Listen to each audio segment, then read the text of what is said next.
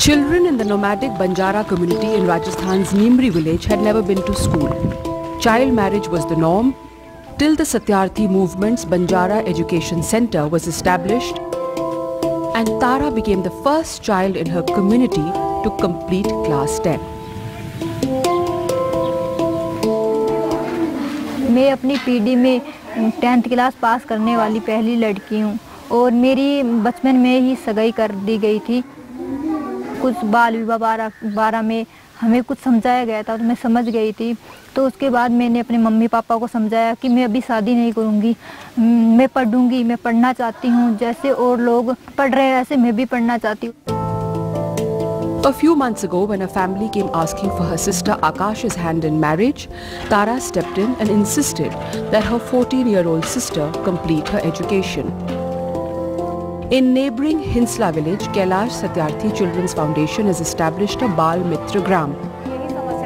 Here children lead the transformation of their village through democratic action and participation. In a Bal Mitra Gram, there is no child labour, no child marriages and no child trafficking.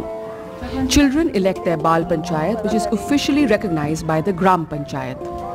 19-year-old Payal Jangir has emerged as a striking example of youth leadership from the Bal Panchayat. She takes up demands of children and represents them to the Gram Panchayat. She even talks to women, inspiring them to claim their freedom. चुनाव हुए first में बच्चों के, तो मैं उसमें बाल उप सरपंच रही।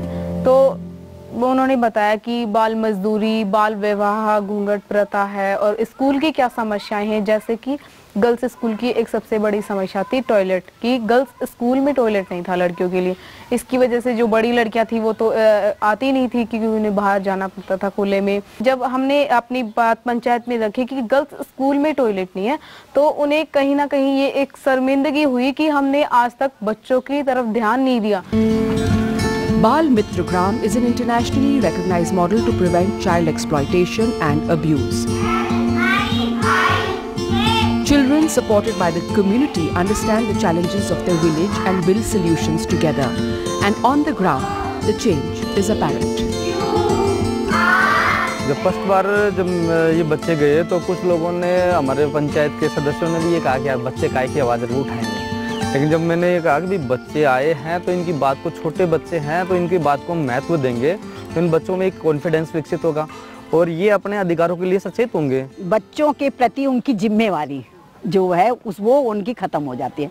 तो पर हमने यही सोचा कि उन बच्चों को वहाँ से निकाल के स्कूल भेजा जाए और फिर उनके अधिकार उन्हें, और जब तक दोस्ती का व्यवहार नहीं करेंगे तो उनको अधिकार की जानकारी डायरेक्ट हम कुछ भी नहीं कर सकते हैं। तो हमारा मानना यही था कि अगर बच्चों को गांव में ही सारी सुविधाएं हम दे दें, जिससे किसी भी कारण से, चाहे गरीबी के कारण हो, चाहे जात पात के कारण हो, चाहे और कोई भी उनके पारिवारिक समस्याओं के कारण है, उनको बच्चों को शिक्षा से महरूम ना रखा जाए और हर बच्चा स्कूल में हो।